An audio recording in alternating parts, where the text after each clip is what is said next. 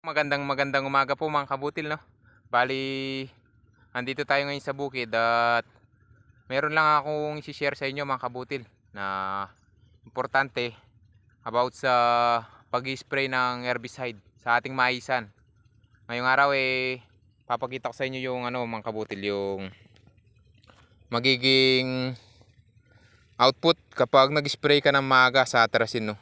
O pagkatapos may tanim, nag-spray ka. Ito mga kabutil is ano lang naman,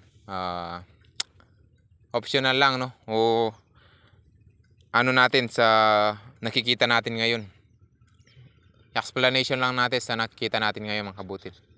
Ngayong araw mga kabutil magpapatanim tayo, yan, at hindi pa tayo magpapa-spray ng atarasin. Bakit tayo hindi magpapa-spray ng atarasin? Kasi nakikita natin dito sa kabilang parte na to mga kabutil, ayan, tubo na yung mais. Yan mga kabutil, oh, nakikita nyo, tubo na yung mais, nasa 3 daon na, nasa age na siya na 9 to 10 days. Ngayon mga kabutil, kung tayo magpapa-spray ng atarasin pagkatapos magtanim ng mais, is ganito yung magiging kalalabasan. Ayan, kung halimbawang yung taniman nyo ng mais is pinanggalingan ng taniman ng palay, mas mainam po na patubuin na natin yung palay mga kabutil bago tayo mag-spray ng atarasin, no? Yan, kung nakikita nyo, berde na yung palay at ayan, oh, berde na yung palay mga kabutil. Ayan siya, ayan, oh, para nakikita nyo.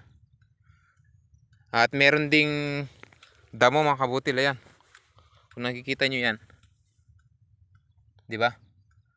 Itong parte na to mga kabutil, nag-spray na sila ng atarasin, pero bakit hindi siya namatay, no?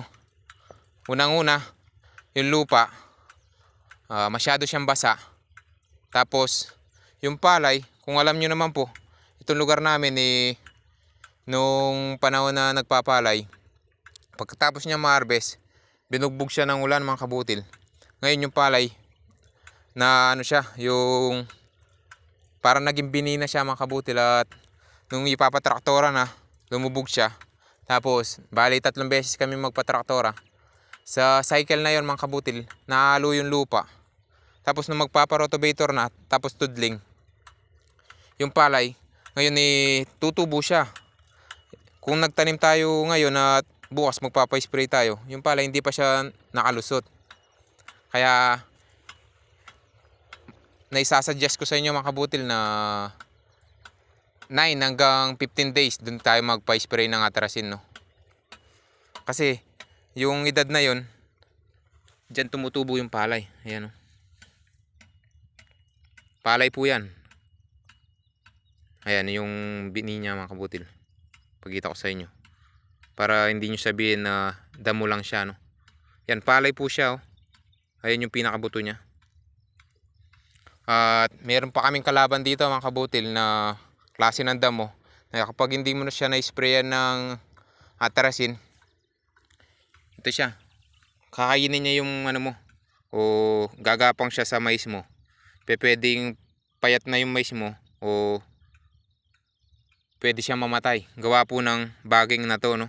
Bagging to kung tawagin dito sa amin. Para siyang sitaw pag umakyat sa palay, ay sa mais, naiikot siya. Yan mga kabutil, oh.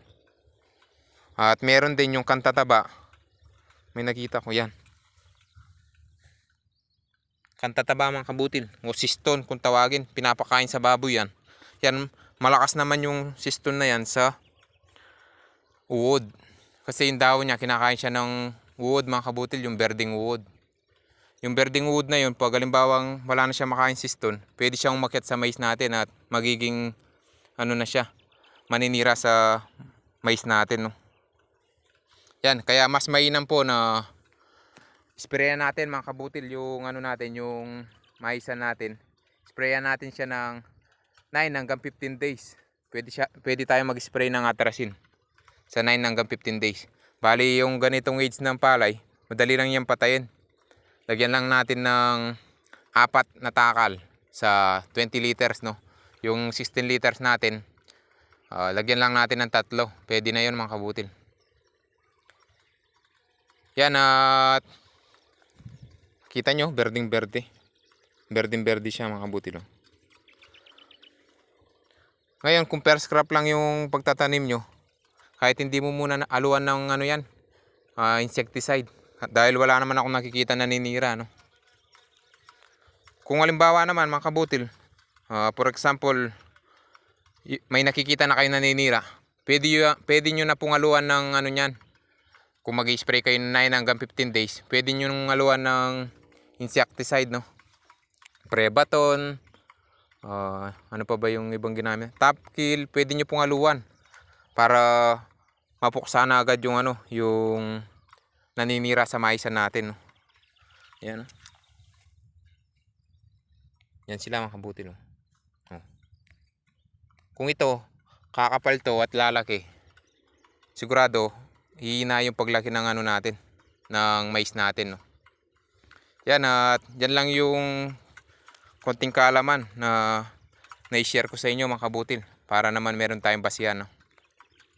Hanggang dito na muna tong video na to, at maraming salamat sa panonood.